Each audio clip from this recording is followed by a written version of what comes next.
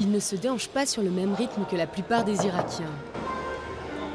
Alors que les jeunes de son âge jouent plutôt de la batterie ou de la guitare, Hussein, lui, a choisi le oud. Cet instrument à cordes, symbole de la musique traditionnelle irakienne.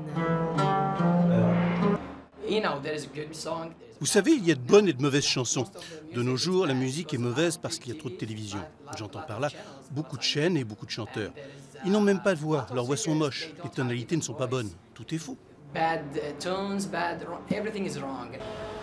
Comme Hussein, ils sont de plus en plus nombreux à fréquenter l'Institut des études musicales de Bagdad. Un bastion de la musique traditionnelle irakienne et un vivier de talents. Ils n'étaient que 30 lors de l'invasion des États-Unis. 10 ans plus tard, ils sont plus de 150.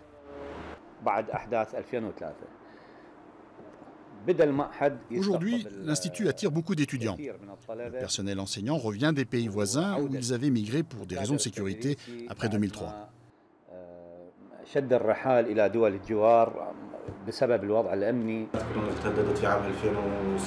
En 2006, j'ai été menacé. À cause de cela, j'ai quitté l'Irak pendant environ 1 an et demi.